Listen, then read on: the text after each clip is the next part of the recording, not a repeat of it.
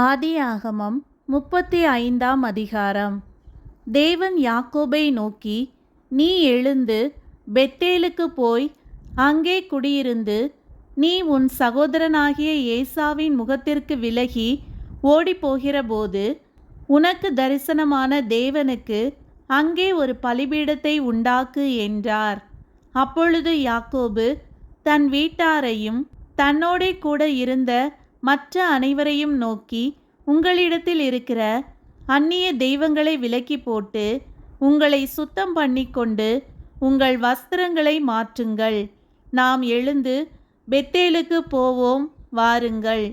எனக்கு ஆபத்து நேரிட்ட நாளில் என் விண்ணப்பத்துக்கு உத்தரவு அருளிச் செய்து நான் நடந்த வழியிலே என்னோடே கூட இருந்த தேவனுக்கு அங்கே ஒரு பலிபீடத்தை உண்டாக்குவேன் என்றான். அப்பொழுது அவர்கள் தங்கள் கையில் இருந்த எல்லா அந்நிய தெய்வங்களையும் தங்கள் காதணிகளையும் யாக்கோபிடத்தில் கொடுத்தார்கள். யாக்கோபு அவைகளை சீகேம் ஊர் அருகே இருந்த ஒரு கர்வாலி மரத்தின் கீழே புதைத்து போட்டான்.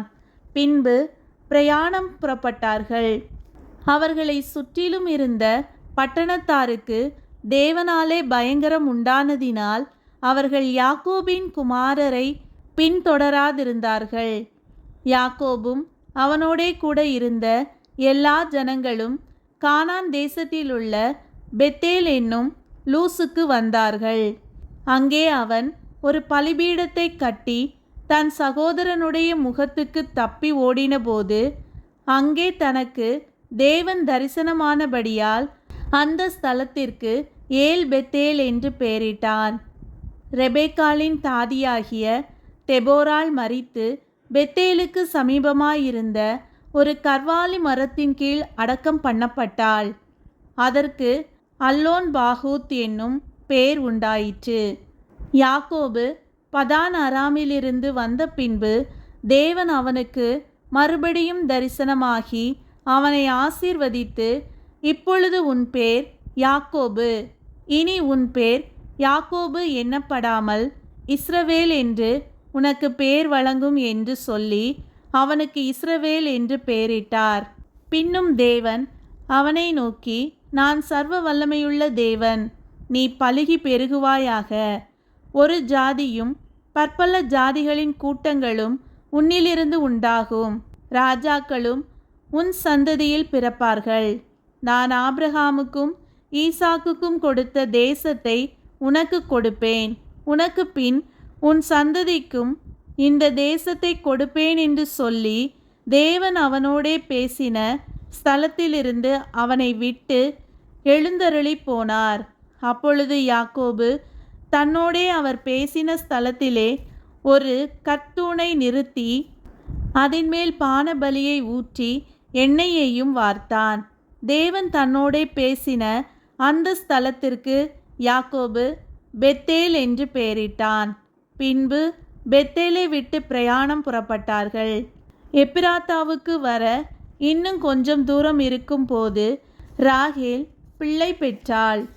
பிரசவத்தில் அவளுக்கு கடும் வேதனை உண்டாயிற்று. பிரசவிக்கும் போது அவளுக்கு கடும் வேதனையாயிருக்கையில் மருத்துவச்சி அவளை பார்த்து, பயப்படாதே, இந்த முறையும் புத்திரனை பெறுவாய் என்றாள். மரண காலத்தில் அவள் ஆத்துமா பிரியும் போது அவள் அவனுக்கு பெனோனி என்று பெயரிட்டாள். அவன் தகப்பனோ அவனுக்கு பென்யமீன் என்று பெயரிட்டான். ராகேல் மரித்து பெத்லகேம் என்னும் எப்பிராத்தா ஊருக்கு போகிற வழியிலே அடக்கம் பண்ணப்பட்டாள். அவள் கல்லறையின் மேல் யாக்கோபு ஒரு தூணை நிறுத்தினான். அதுவே இந்நாள் வரைக்கும் இருக்கிற ராகேலுடைய கல்லறையின் தூண். இஸ்ரவேல் பிரயாணம் பண்ணி ஏதேர் என்கிற கோபுரத்திற்கு அப்புறத்தில் கூடாரம் போட்டான்.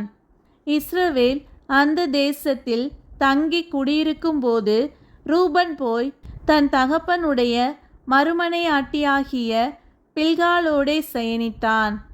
அதை இஸ்ரவேல் கேள்விப்பட்டான். யாக்கோபின் குமாரர் 12 பேர். யாக்கோபின் மூத்த மகனாகிய ரூபன், சிமியோன், லேவி, யூதா, இசக்கார், செபுலோன் என்பவர்கள் லேயாள் பெற்ற குமாரர். யோசேப்பு, பென்யமீன் என்பவர்கள் ராகேல் பெற்ற குமாரர். தான், நப்தலி என்பவர்கள் ராகேலுடைய பணிவிடைக்காரியாகிய பில்காள் பெற்ற குமாரர். காத், ஆசேர் என்பவர்கள் லேயாளின் பணிவிடைக்காரியாகிய சில்பாள் பெற்ற குமாரர். இவர்களே யாக்கோபுக்கு பதான் அராமிலே பிறந்த குமாரர். பின்பு யாக்கோபு அர்பாவின் ஊராகிய மம்ரேக்கு தன் தகப்பனாகிய ஈசாக்கின் இடத்தில் வந்தான். அது ஆபிரகாமும் ஈசாக்கும் தங்கியிருந்த எபிரோன் என்னும் ஊர்.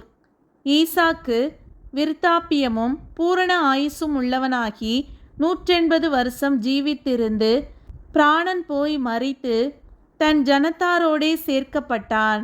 அவன் குமாரனாகிய ஏசாவும் யாக்கோபும் அவனை அடக்கம் பண்ணினார்கள்.